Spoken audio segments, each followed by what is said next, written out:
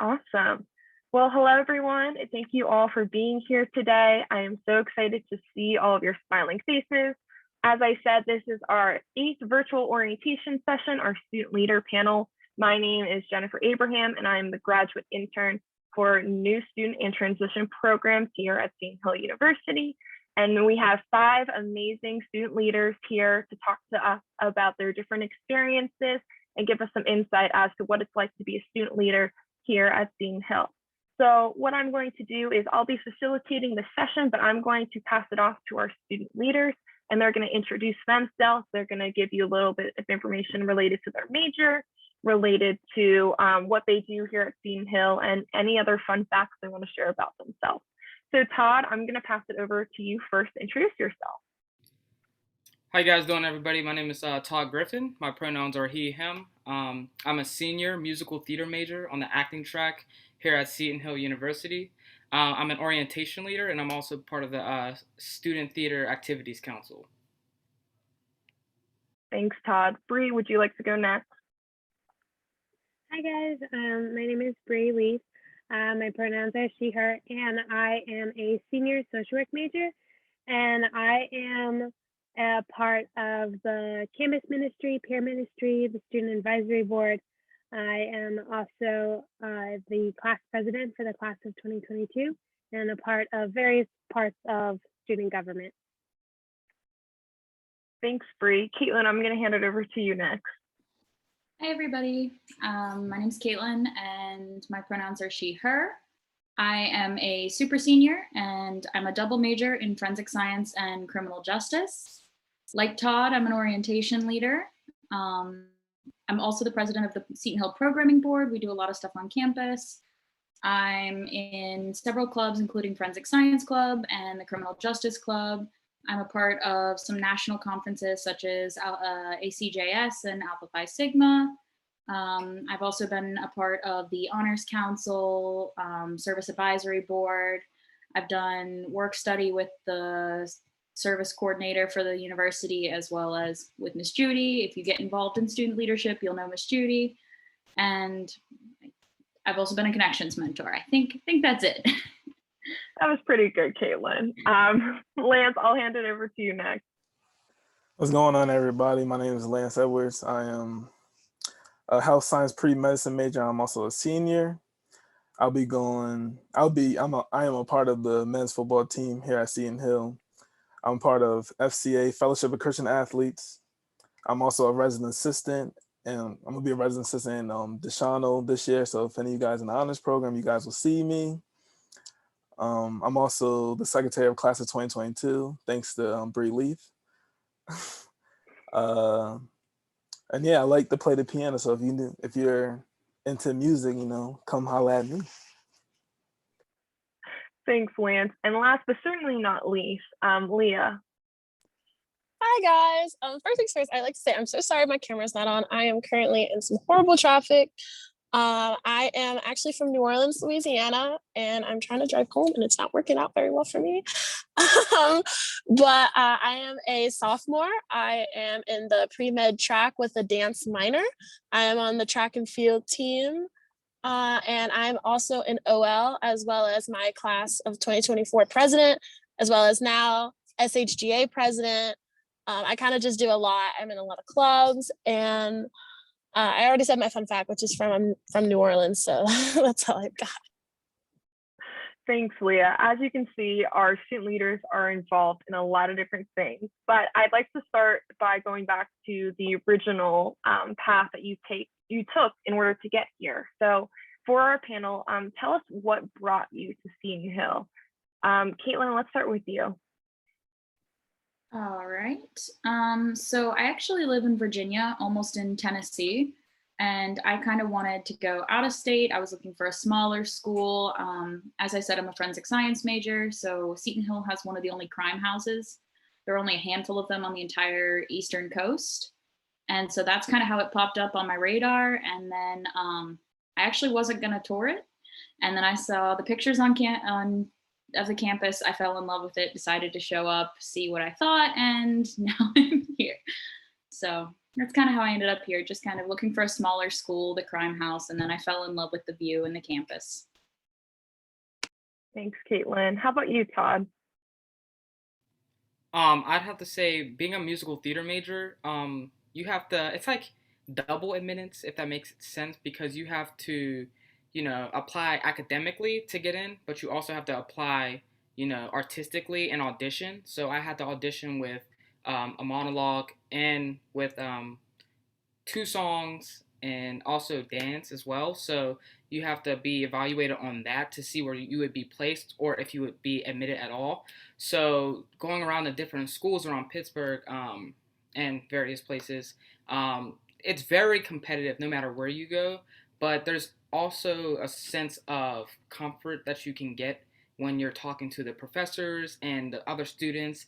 Is it a supporting role? Is it like, does everybody want everybody to excel and grow with one another, or is it more cutthroat?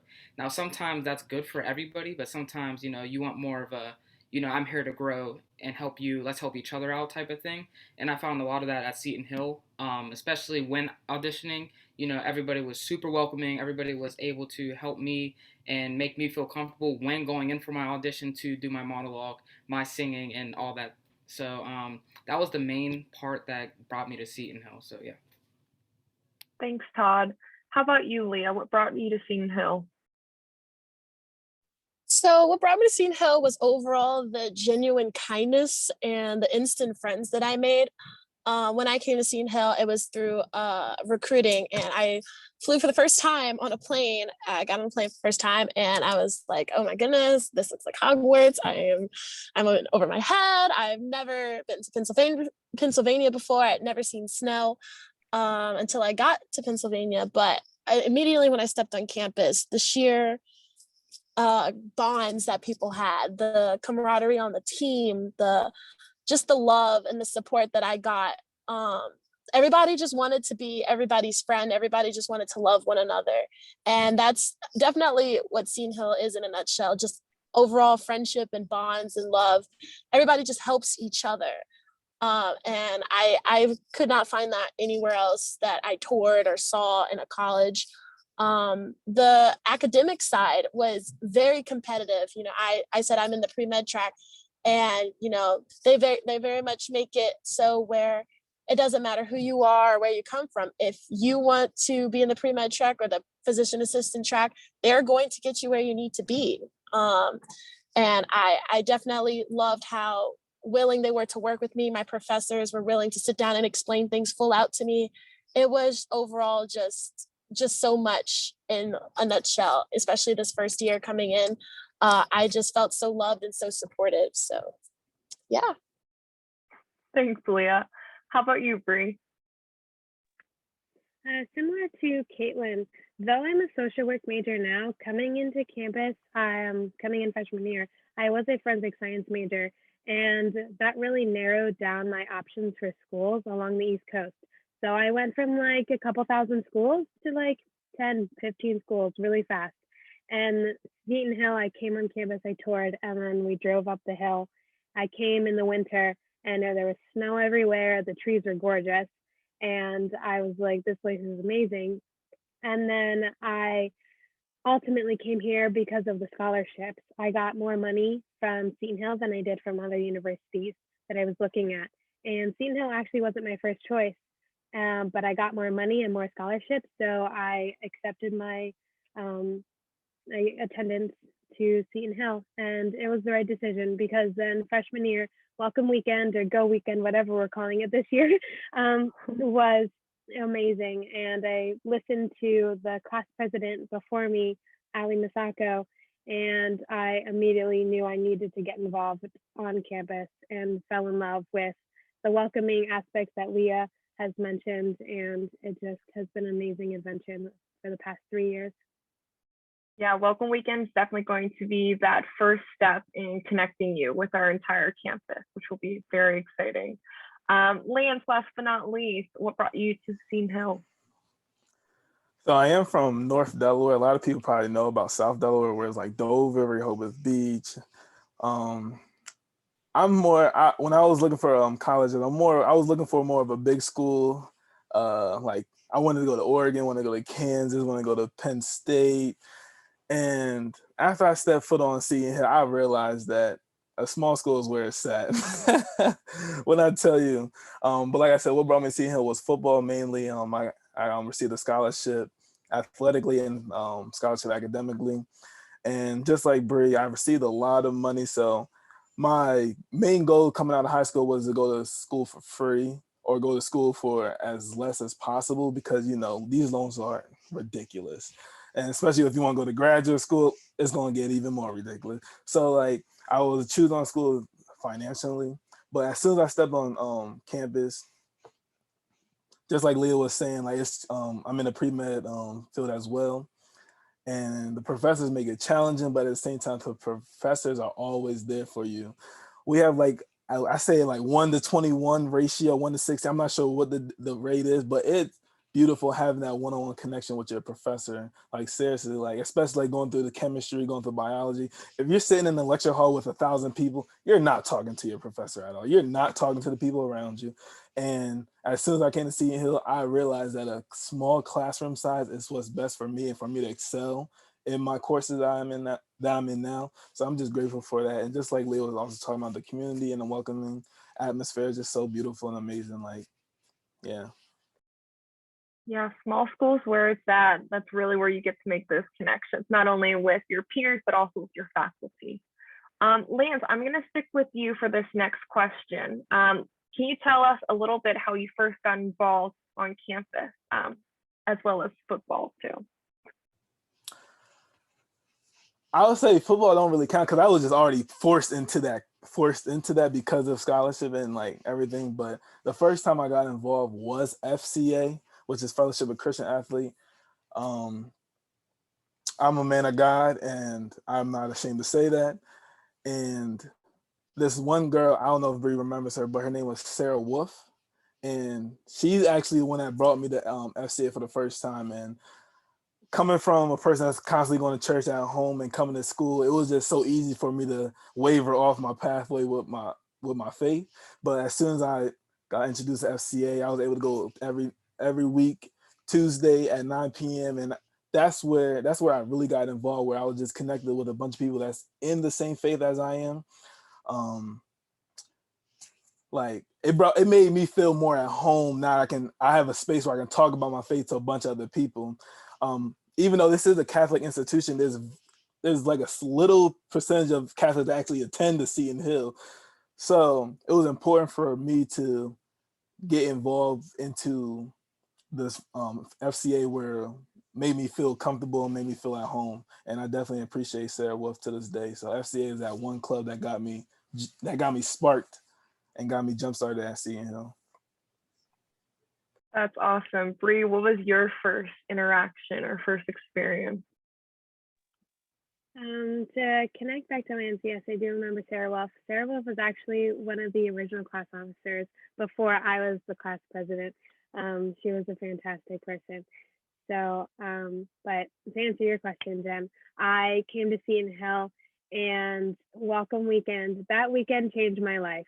I was sitting in the back and I said to myself, before even going to orientation, like I'm gonna sit in the back, like I'm not gonna get too involved. I'm just gonna ride the wave, go with the flow, and I'm not gonna go crazy with, all these clubs and activities and stuff. And everyone here, the student leaders are laughing at me now because that's not what happened. I listened to Ali Masako's speech, and she talked about how to become a student leader. And the sophomore class president each year gives a speech at the welcome weekend and really invites all of the freshmen to get involved, get active, and find your niche on campus. And when Ali gave her speech, my heart was racing and I got goosebumps. I was like, I can't just sit here. Like, I have to get involved. I have to go to these events. I have to join clubs. I got so excited. So then I ran for class officer or class president, and then I didn't get elected, but they still invited me to join the class officer team. And then when people transferred out, they transferred schools or decided not to run again, then I was able to step up and fill the class officer or class president position. And then I invited my friend Lance here to also join me. So now Lance is my lovely secretary, and we're going 3 years strong. So yeah, that was my first first step.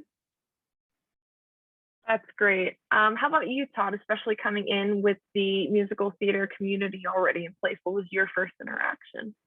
Yeah, I would say it's different because being that we have our Visual and Performing Arts Center actually at the what we call down the hill, like downtown area, and after that up the hill is like where Seton Hill, like all the main academics are. I first got involved. I would specifically say, I guess, in orientation leading, but more so in Welcome Weekend itself. Um, they always tell you, and they're gonna keep telling you, and I would listen to this advice, like participate in as many things as you can during Welcome Weekend because that's where you're gonna find out what you like, what's around campus, who you're like, who's around, all those different things. You might find friends. I found some of my awesome friends that are actually in the musical theater program because you'll get grouped with people during that time. And being with my class mentor, who everybody will get a class mentor or a connections mentor, I should say. Um, she was super inspiring, and being able to see how she helped me with getting comfortable at Seton Hill and understanding like, oh, this is how you schedule, this is how you do these things. That really helped me, and I was like, all right, I got to do something like this, and I've joined since, and I've been doing it for this will be my third year now doing orientation leading, and my second year being a connections mentor, and it has opened up so many avenues as far as like people I've interacted with, being able to build those connections with, say, like Lance. He's on the football team, but both him and me, like, we would never meet if he didn't come down to the Performing Arts Center and do piano classes, or me being up the hill because of me being an orientation leader and showing people around and different things like that. So it's just those things that build the connections to like great friendships that you never would might have unless you branch out and explore what you might not know would have been a great skill you might have, or hobby, or a club that you just would like to try out. So I definitely encourage you to do that, and that's how I basically got involved specifically on campus for the first time. So yeah. That's a great point that you make, Todd, about reaching or branching out and meeting different people that you might not necessarily have met. And I think a lot of that comes from getting out of your comfort zone. Caitlin, talk to me a little bit about how you were able to step out of your comfort zone, try something new, and really get to interact with people outside of that initial circle you might have made. So in high school, the only really thing that I did was yearbook. And fun fact about Seton Hill, we don't have a yearbook. So when I came, I was like, yeah, I'm gonna see if we have a yearbook or something, and we didn't. And so then I had to find something new to get involved in. And like Brie originally, I was like, I don't want to get involved with much. And then all of a sudden I was like, no, I definitely want to get involved. So it's just kind of trying a little bit of everything to figure out what I wanted to do. None of my friends wanted to get involved in anything. They were they're all pre-med students. They're very focused on their studies. And that's 100% admirable. That's not me. I struggle with studying, always have. And so they kind of stayed in the library, and I'd go find something to do. And so that kind of put me out of my comfort zone, because my entire group of friends, they're all medical students. They're all in the LECOM program. They're always in a lab. They're always in the library. And here's me. If you see me, I'm usually running around campus doing something for somebody. And so it's kind of just, for me, it was finding out, okay, step out of your comfort zone, find something you can do, and kind of learn to do it by yourself. And I had to make a whole bunch of different friends kind of on my own. So I've got friends who are business majors. One of my closest friends is a basketball player. She's a business major. She's a year older than me. I never in a million years would have met her if it wasn't for different leadership positions. Another one of my friends, she's a super senior. She's a year older than me. She's in a major that we don't actually have anymore. So I never would have met her. And it's just kind of like pushing yourself to your comfort zone and realizing everybody else is kind of not in their comfort zone either. And that kind of bond of not being comfortable makes you comfortable. And so you're kind of able to meet new people and do things you didn't really expect. And OL, I think, was the first experience that I really got to feel that. Thanks, Caitlin. That was awesome. Leah, how about you? How are you able to try something new or step out of your comfort zone? Well, for one, I definitely didn't start with the idea of being a dance minor. I'd like to put that out there. I was required, which everybody will be required to take a fine arts or a liberal arts sometime in at Seton Hill, and I decided to take ballet because I thought it would help with my technique. And I wasn't wrong. It definitely helped with my technique. And then I just kind of discovered that I love to dance. I kind of always thought of it in my head, but I definitely was thinking like, oh no, I don't have a career in dance. I'm never gonna do it. It's just something that I never would have a chance to do in my life. And then I got to Seton Hill, and they said you could do a minor if you really, really enjoy it. Like you could take all these classes, you could do all these things. And I was like, you're kidding. And they were like, no, seriously. Like next semester, you could take a jazz class, you could take a tap class, you could take a point class. And I barely even took a ballet class, and all of a sudden, I'm now taking a ballet 1, a ballet 2. I'm taking a point next semester, taking a tap 1, a jazz 2. By the time I'm a senior, I'll be in an advanced dance class, hopefully. But yeah, it was definitely a mixture of, it just happened that I branched out and wanted to try something that I could have gotten involved in, or probably I wouldn't have, because, if it wasn't for the fact that Seton Hill had all these opportunities and all these things that I could do, I wouldn't have had the minor. I wouldn't have discovered that I am passionate about dance. I don't really think I will pursue it after Seton Hill, but it's the point is like, I can pursue it now, and I have the chance to pursue it now, which, I definitely wasn't thinking about when I selected any school. I didn't think I would ever have that opportunity. And now I sit here going to a school that does allow me to have that opportunity, which is absolutely nuts to me. So. Thanks, Leah. I think you bring up a great point of trying to step out of your comfort zone, not only socially, but academically as well. And I think that helps us to kind of put into perspective what it means to be a student leader. Not only are you leading socially through the different activities you're a part of, but also academically.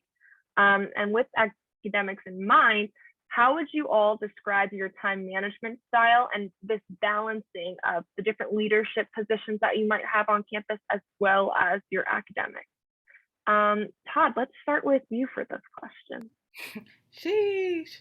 What would I say about time management and just being organized? I would say, one, Google Calendar is my best friend. I put every single thing that my life runs off of on Google Calendar, whether that's like just my schoolwork, work in general, like outside of that, just like going out with friends, things like that. Like I put it in my calendar just so I know I don't double book myself or anything like that. And also, when you come to Seton Hill, if you'll have a MacBook. I use those notes. I use the features. Find out your features on your laptop. I use the little notes that you can have, and I type out each one for each of my classes, so I can have that specific work for each day. And after in my calendar, I'll put work for like the coming weeks, things like that, midterm, final, things like that. So that's how I specifically stay organized and that way. Time management wise, I would say like it's gonna be so easy for you to like just be like, oh, I could do this then, I could do that now, like procrastinate. And no matter how much I say, it's always gonna be easier said than done. So just take these words as I'm saying them, like easier said than done. I get it, but do your work when you get it. Like even if it's a long paper, if you get like a 13-page paper, I don't know what your major is yet, but like whatever that big thing might be, just do a little bit each day, and I promise you, you will be so happy, you'll be geeked when you get done, and people be like, I'm still doing it. I'm like, dang, that's tough, because you're done. So I would say just getting work done early, taking time out of each day to just do work for each class. And even if you don't have to do a full assignment each day, try to do a little bit. And by the end, when it's due, you'll already have it done or close to done. So you're not doing as much. Because when you don't do that, you're going to put a lot of stress on yourself. And it's just going to make your work flawed. So that's what I would say about my time management. organizational skills like that. So, like I said, easier said than done. Like, I still have trouble with it. You'll find different ways by learning from others. Like, I've adapted through learning from my friends and stuff like that and what they do. So, like, if your first, method doesn't work out, that's okay. Like, try a new method. I'm sure Bree, Caitlin, someone might know specifically. We have a specific department or place you can go to help you with Academic Academic achievement. Achievement Center. bam, academic achievements. You could go there and they'll help you out with all that so you can get yourself situated with that. So I highly recommend using all your resources. Thanks, Todd. That was great. And I think all of our student leaders on this panel would agree that 15 minutes can go a long way when it comes to various assignments or activities that you're doing. Caitlin, how about you? How would you describe your time management and the balance of being a student and a leader on campus? So Todd did a great job talking about like how to kind of time manage stuff, like your classwork. I am going to be honest, I struggle to this day. I have tried yearly. I come in with a game plan. By about September, mid-September, it's gone. It's out the window. Jesus, take the wheel. If it works, it works. That's Matt Zielinski's favorite saying in the world. So I definitely struggle with kind of balancing everything. And that's because I'm always the kind of person who's like, oh, you need a favor? Sure, I got you. I'll do this. Yes, yes, yes. And so recently I've been trying to learn how to balance saying no. It's okay to say no and everything. I realized I was looking at my life and I said yes to everything. And then I was running out of time and I couldn't really give everything 110%. Everything was getting kind of like 90%, or everything was getting done, but it was getting done like 15 minutes prior. And so I was trying to figure out how to balance that. And I kind of learned it's okay to step back. I'm super involved in things. So it's balancing what's going to take more of your time, what's not, and kind of realizing, can you give it 110% or can somebody else give it 110%? Learning to step back. And the other big thing I do is stress would just eat me alive from everything I do. So for me, I balance it by kind of I spend 3 hours a week doing something to de-stress, and that kind of balances out everything else. Because I know everything else is kind of hectic, but I've got about 3 hours a week that I just go to an animal shelter, do my thing, and I'm relaxed. And then I can kind of approach student leaderships, classwork, everything with a clear head. And that's kind of how I balance things as much as I balance. Thanks, Caitlin. What I'd like to do now is, if anyone who is watching right now, if you have a question for any of our panelists, please throw that in the chat, or if you'd like to unmute yourself, you can. To give you guys a little bit of time to write down your questions, I would like to talk to some of our other panelists and ask this question. And we'll start with Leah, who's able to be on camera with us now, safe and sound at home. Can you tell us one thing or something important that you learned during your first year that you would like to share upon with others? I know, Leah, being a sophomore, you just finished your first year. So any advice that you have for incoming first year students? Oh my God, I thought you'd never ask. Okay, so the one thing I would like to say before anything, like during your welcome weekend and your connections class, you will hear it all the time that you need to get involved, that you need to reach out to others, that, you need to go to these events and try and make some friends, I have to say, like, I might be a little biased, but it is a bit easier to make friends when you're on a track team or a football team, because you already have teammates. You already have people you're going to be seeing every single day.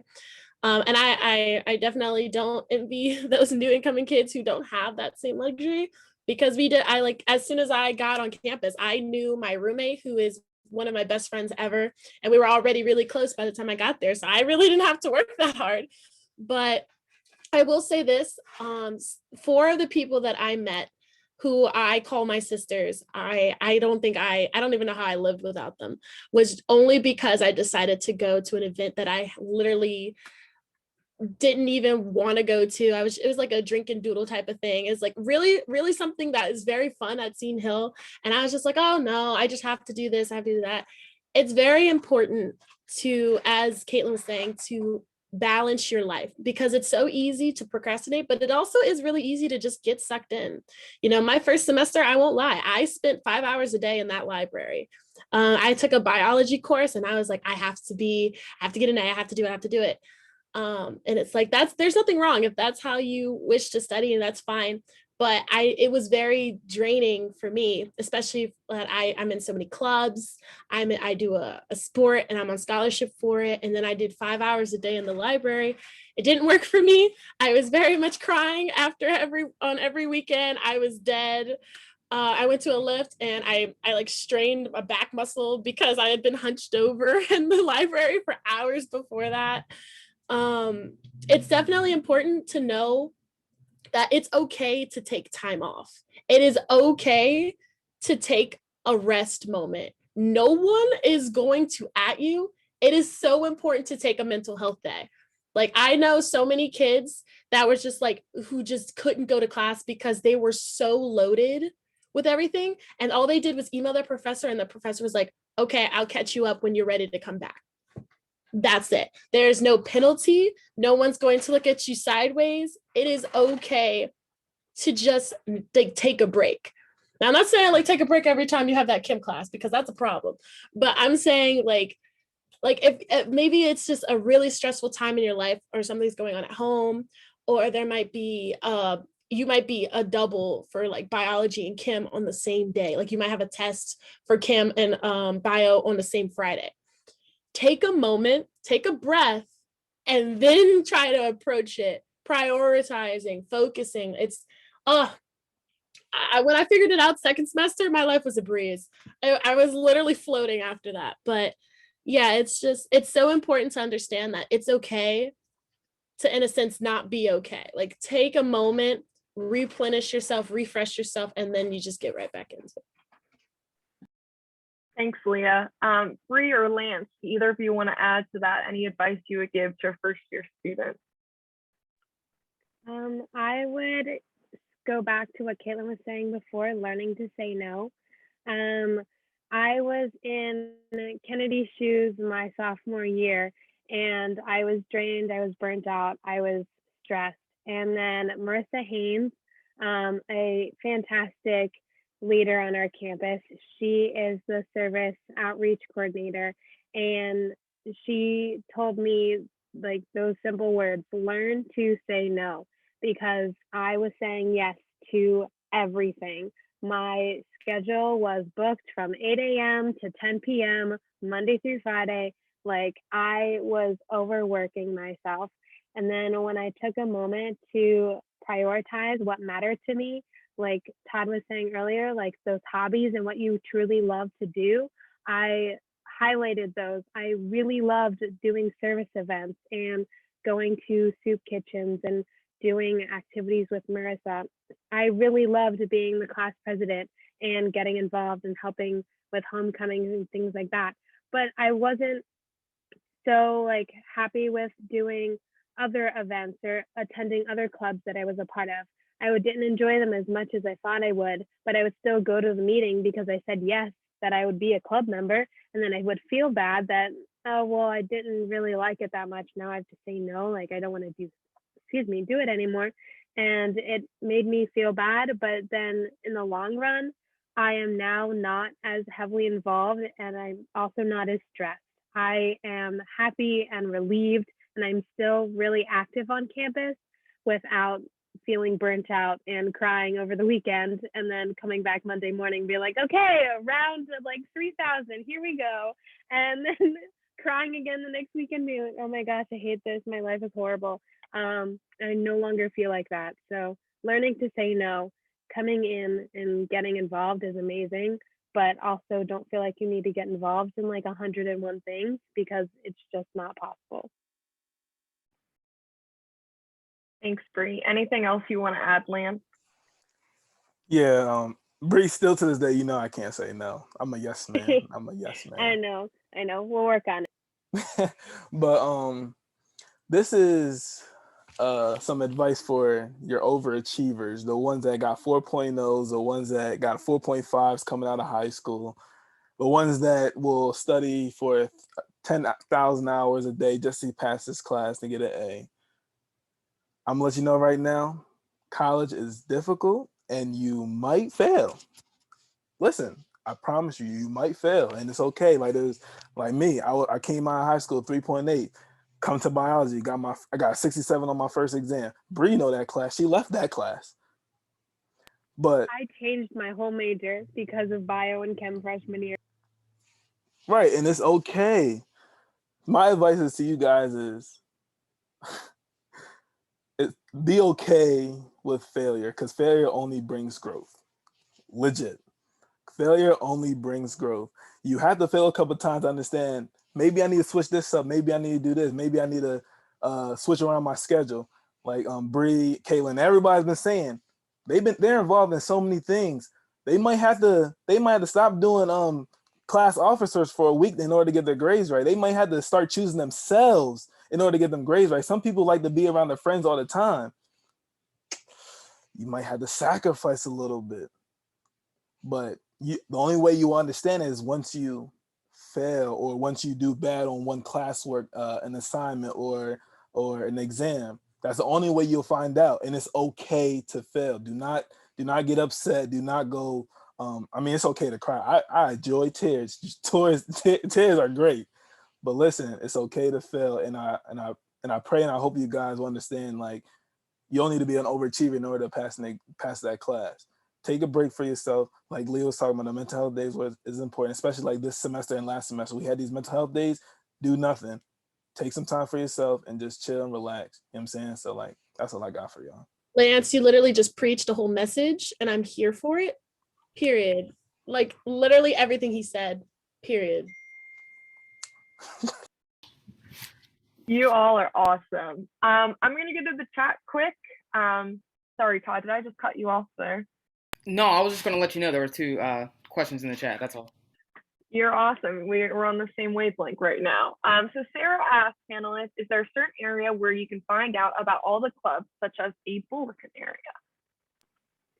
Go to Shine. Everyone on campus are going to, like, the adults and like faculty staff members are going to say, go check out Shine, okay? But then they kind of sometimes forget to teach students how to find Shine and how to use Shine. So turn towards your OLs, your orientation leaders, your mentors in the classroom, go to your RAs, because those three like student leaders eat, sleep, and breathe Shine pages, okay? So please turn to them and they will teach you how to use Shine, and Shine has everything. Clubs, school-wide events, games, sports, anything and everything is on Shine. So just ask any one of us on campus when you arrive, when you get set up with your Seton Hill email and you go to My Shoe, and everything is on there. I can add to that just a tiny bit. Todd and I have both kind of, and Bree just mentioned it too, like you'll get a connections mentor and they'll help teach kind of your Welcome to Seton Hill class. And there's a day, and it's kind of, a lot of people think it's a boring day. We kind of share our laptops and we show you all the different websites and we show Shine and we show you how to work it. And half the time you'll find kids falling asleep. I had a kid pull his mask over his eyes, fall asleep, take a nap. People get creative. Pay attention. It doesn't sound like it's a big deal. Oh, I'll hear about it. I'm the one who helps plan. I plan a lot of the events. I'm the president of the programming board. The amount of times I'm setting up an event and somebody goes, what's this? I'm like, guys, it's on the bulletin boards. It's on the TVs. It's on the flyers. It's on Shine. It's on My Shoe. It's word of mouth. We got a banner. We like, look around. It's there. The information is there. There's bulletin boards with flyers. Take a look at it. I mean, Bree works in the office where they kind of, we update that all the time. They're in your residence halls. They're outside the cafeteria. There's bulletin boards everywhere. And when your connections mentor teaches you how to use Shine, pay attention. It'll save your life. Everybody else will be like, I don't know how to use Shine. You'll know how to use Shine and you'll be so much better off. Because then you know everything and it tells you like free food. Everybody likes free food. And then your friends are going to be turning towards you and be like, how'd you know about this? How'd you know about that? And then you get to teach your friends about Shine. Stamped. Awesome. Thank you all. And then Casey asked, I've been a dancer my whole life and I've never thought about minoring in dance. How is the program at SHU for Leah? That's me. Oh my gosh. Okay, so I'm not gonna lie. I've put a lot of people on to being a minor in dance. I won't lie at all. I have some musical education friends who were just like, "You minor in dance?" I said, "Yeah, and you should do it too." And now they're minoring in dance too. So I'm prepared for this question. So first things first. The facilities, the classes, top tier. Just want to put that out there. Like I see Todd, he's shaking his head. I'm not even exaggerating. As much as I am biased with Seton Hill, and I love Seton Hill, the classes for dance at Seton Hill are top tier classes. They have, like I said earlier, I've never had a dance instructor. I danced when I was 4 or 5 maybe, and never touched a dance class again. So I won't lie, coming into scene, I was very intimidated. I was scared. I was thinking I was gonna get some old Russian lady screaming at me to point my toes, and I'd be like, I can't. I'm trying. I don't know what you want me to do. You know, I didn't get an old Russian lady. I got a 5'1" small ballerina, and she's just so kind and so nice. We're on first name basis only. She's don't call me Mrs. Don't call me Miss. Her name's Katie, by the way. Wonderful woman who all she wanted was to do was see us succeed. I got a 99% in my ballet class. And it wasn't because I was the best, because I was not the best. It wasn't because I just fitted the mold. It was because I tried. It's because I worked really hard, and she could see the effort I was putting in doing those fouettes and those pirouettes, and she saw me struggle. And then finally she saw the improvement. You know, it's not one of those dance classes where it's not one of those dance mom things where you have Abby Lee Miller screaming at you because you suck or something, and you're just trying your hardest. No, that's not how it goes. They just want to see you work hard, participate, and put in an effort. You know, there was an improv portion during our classes. Scared the life out of me, but I worked and I trained, and they allow you to go to the art studios on your own time. You know, I went there almost every weekend and I worked at it, and I just wanted to prove that I was good. And at the same time, you don't have to prove anything. You just have to just participate, and you just have to work hard. Just like any class, just work hard and it'll pay off. I would recommend you minor in there. Like if you're really passionate about dance or anything, really, like if you're really passionate about chemistry, take a minor in chemistry. It's not going to hurt you any. Like I would just reflect on, you do have to be sure that you have the time for it, because like I said, adding a minor to your curriculum or even a double major or anything like that, it's time consuming. I would definitely talk to your advisor about it, but I'm making it work, and I'm having the time of my life. So yeah, if you have any other questions for me, Casey, I think that was Casey. Yeah. I can stay behind a few extra minutes if you really want to like talk like dance, because I am here for it. I kind of feel like a professional. It's just, my heart is like pumping so hard, but like if it's really on your heart and really on your mind, I would say talk to your advisor and, you know, take a ballet or a jazz or a tap course your first semester, because this would be the best time to do it, because you're an incoming freshman. But I would try it and see if you like it. You know, you don't have to automatically get the minor. You could just start with like a basic class and just have it as an elective. And then maybe by the time you're a sophomore or junior, you'd already accumulated all these classes that you could have for the minor and just claim a minor. So there's a lot of different ways you could do it. But yeah, I would for sure, like if you really think about it, go for it. So just to add on to that, I will say since you've been dancing your whole life, you can test out of classes. So like if you've been dancing for a while and you're taking tap 1 and 2, you can go automatically to the level 2 classes. And also there's advanced classes. So while it's awesome, whereas like so for me, like I only got into musical theater when I was in high school, so I didn't get to take all those dance classes when I was younger. I only started dancing when I was in college. So it's great for me because they, push you to grow. But also, if you are advanced and when you get into like say musicals or the advanced classes, when you're putting on performance or you're in those advanced classes, you'll have to show out like and put the effort in because they're watching you, and being that it's a smaller school, they're gonna see your improvement. They're gonna see if you've been doing the work, if you've been putting it in or not. And that's what's really important about it, and what I love about it. Because although I'm not the best dancer, like Leah was saying, like I appreciate how the professors, like, really take the time to help you in your technique, and also just, in your personal growth. So if you are an advanced dancer, you'll be able to get, that advanced technique from that professor. Whereas if you're a beginner, you'll be able to get those beginner level lessons and things like that at the same time. So it hits all spectrums of dance minors or dance majors. And it's really accommodating for, someone who might want to do multiple different things. You can try it out. So I highly recommend it. Shout out to Mara. Thank you both. Does anyone have a question that they want to unmute themselves for and share?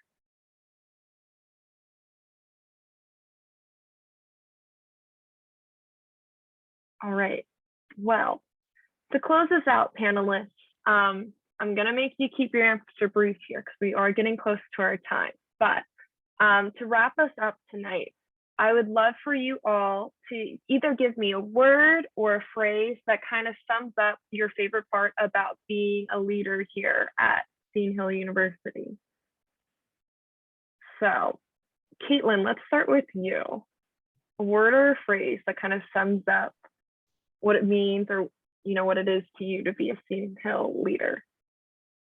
I'll go with a phrase based on a word for both. Gonna go with grow as you go. Damn black. I love it. Todd. Oh, dang. I would You say unmuted yourself. Yeah, no, I was just quoting Caitlin. She said a song title. Let's see. I got you. I just thought of it. Never be scared to be afraid. That was me coming in to college, and if you think about it, it can be different for everybody. But just never be scared to be afraid with whatever you do in life, in your college career. If you think about changing a minor, major, anything, just never be scared to be afraid. It happens to everybody. You aren't the only one. So yeah. Thanks, Todd. How about you, Lance? You said a word or phrase that sum up like my leadership type. What was the question again? Sorry. You're okay. Like a word or a phrase to kind of sum up what it means to be a leader here at Seton Hill for you. Oh, wow. Me personally, my word is guidance. Guidance. I'm an RA. I'm an FCA leader. I'm a leader on the football team. And I just love the word guidance because that fits me so well, because I like to guide people onto the right track and the right pathway. I want to guide people away from the struggle. I want to guide people away from the negative vibes. I want to guide people to have the best, like successful college career. That's my word for y'all. I'm a guider. Come on now. Come on. Can I get some claps in Come the? on Can now. I get some claps right Throw now? me out, Lance. Preach, preacher. Get it. Period. Leah, how about you? A word or a phrase? Well, I don't think I can go now. Lance just took it all, didn't I don't. Oh, I mean, the only word that I can think of is just the word laugh.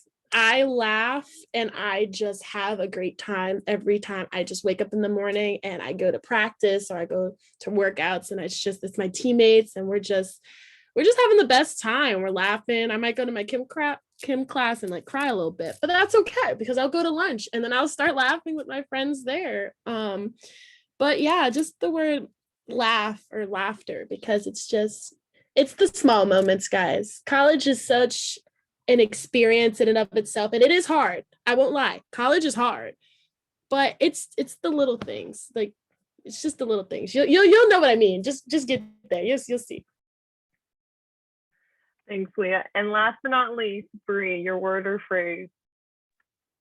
My word is family, because I truly found my family. Really, my family found me on the Hill, and I just fit right in with a group of people, and they welcomed me and had open arms and said, like, welcome to the Hill. Here you are. Here's everything you need to succeed. and will be right by your side the whole way through. And they really shape me into who I am as a student leader. And I wouldn't be anywhere like on campus without this new family I found at Seton Hill. So turn towards friends and teachers, professors, employees at Seton Hill. Everyone there is going to be really supportive and wants you to succeed. So I really found my family there.